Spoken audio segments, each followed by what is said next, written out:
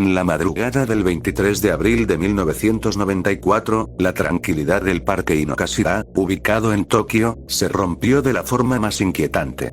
Una trabajadora de limpieza que revisaba una bolsa en un basurero encontró algo que no parecía basura común. Dentro había un fragmento humano. Lo que al principio parecía un hallazgo aislado pronto se convirtió en una escena mucho más perturbadora. La policía cerró el parque y comenzó una búsqueda exhaustiva. En total, se hallaron restos humanos divididos en 27 partes, distribuidos en 7 papeleras distintas dentro del parque. Las piezas estaban cuidadosamente envueltas en doble bolsa, una negra perforada y otra semitransparente, y atadas con un nudo poco común, similar a los que utilizan algunos pescadores. Nada parecía improvisado.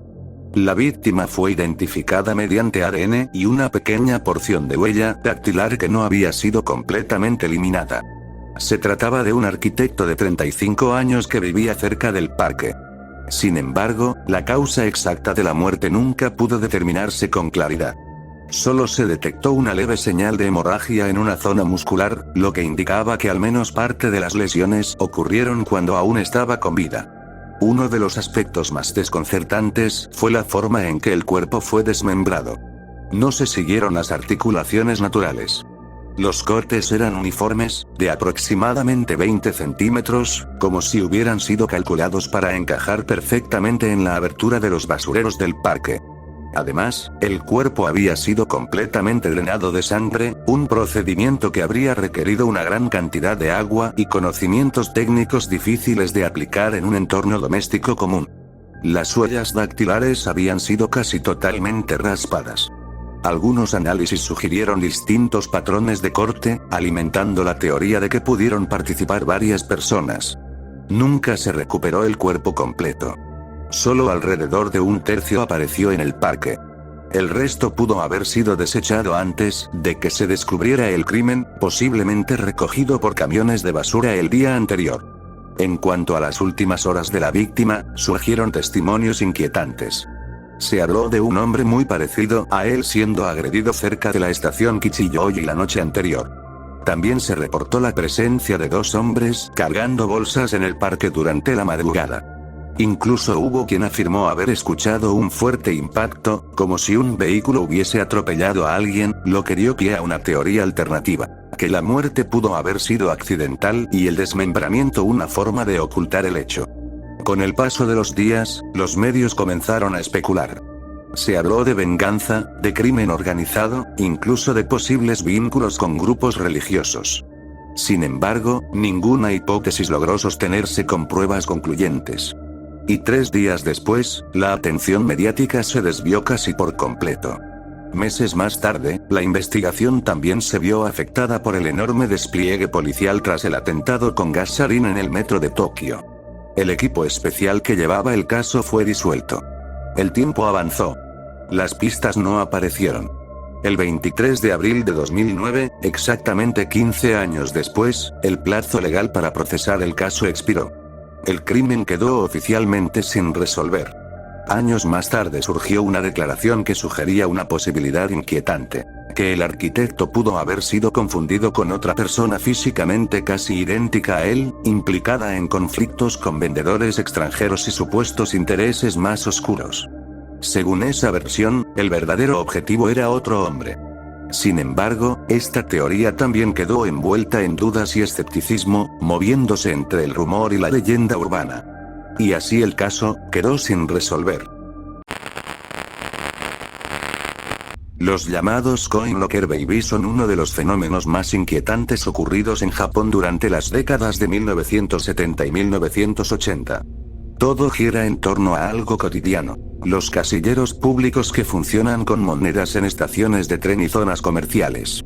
Espacios pequeños, metálicos, anónimos, que comenzaron a convertirse en escenarios de un secreto perturbador. Dentro de algunos de ellos, se encontraron recién nacidos abandonados. Muchos fueron descubiertos semanas o incluso meses después, envueltos en plástico, cuando ya era demasiado tarde.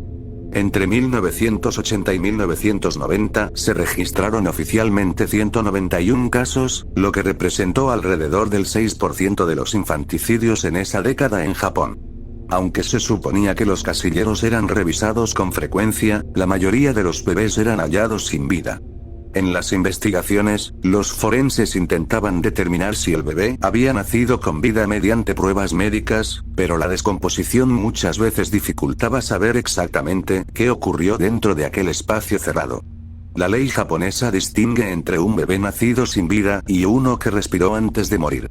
Si se determina que nació vivo, puede considerarse homicidio. Si no, se clasifica como abandono de cadáver.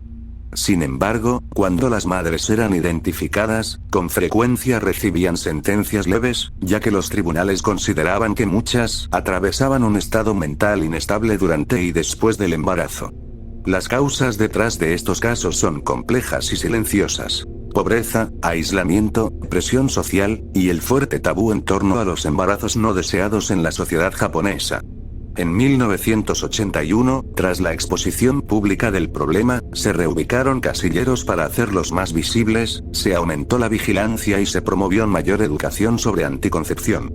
Los casos disminuyeron, pero nunca desaparecieron por completo. En 2007, el Hospital Hikkei en Kumamoto inauguró un espacio que permite dejar a un bebé de forma anónima en un lugar seguro. Hasta 2020 había recibido 155 niños. Aún así, de vez en cuando, la noticia vuelve a aparecer en los medios. Otro casillero abierto, otra historia envuelta en silencio. Y así, algo tan común como un compartimento metálico sigue cargando con uno de los capítulos más oscuros y misteriosos de la historia social moderna de Japón. En agosto de 1972, un destino tranquilo y turístico, fue escenario de un crimen que, hasta hoy, sigue sin respuesta. Inoue Keiko, de 24 años, había planeado pasar el fin de semana en Kirizumi Onsen con su familia. Cuando ellos cancelaron a último momento, decidió ir sola. No era extraño. Le gustaba viajar y no quería perder la oportunidad. Se hospedó en el río Kankinjukan y todo transcurrió con normalidad. La mañana del 13 de agosto desayunó, se tomó una fotografía frente al onsen y poco después comenzó a descender la montaña a pie. Fue vista cerca de Shinobi no Ike, donde pidió a alguien que le tomara fotos frente a una cascada. Más tarde, una familia la vio caminando sola por la carretera y le ofreció llevarla en coche. Keiko rechazó la oferta. Después de eso, la niebla pareció tragársela. 3 días más tarde, el 16 de agosto, su cuerpo fue encontrado dentro de una cabaña abandonada a unos 4 kilómetros del onsen. Había sido apuñalada 24 veces. Intentó defenderse. Intentó huir. Las manchas de sangre indicaban que fue arrastrada de una habitación a otra, como si alguien hubiera querido esconder lo ocurrido. El arma nunca apareció. Entre sus pertenencias estaba su cámara. Dentro había 5 fotografías tomadas ese mismo día. En algunas se la ve tranquila, como cualquier turista. En otras, aparece una cascada, y una figura cuya identidad nunca fue aclarada. Días después, un joven que se identificó como Ishida Yoshio llamó a un medio local asegurando que él había tomado algunas de esas fotos. Dijo que había estado pescando y que Keiko le pidió ayuda. Prometió hablar con la policía. Nunca apareció. La identidad que dio era falsa. El nombre, la dirección, el trabajo. Todo inventado. Hasta hoy nadie sabe quién era realmente, ni por qué decidió llamar. La última fotografía de la cámara es la más inquietante. Keiko aparece de pie entre la hierba alta, con expresión seria, el cuerpo rígido. Fue tomada cerca del lugar donde más tarde sería asesinada. Quienes dicen haber visto la imagen original mencionan una extraña luz en la parte inferior, como si algo interfiriera con la escena. Sin ADN, sin arma, sin sospechosos identificados, la investigación se fue apagando. En 1987 el caso prescribió. Sigue sin ser resuelto.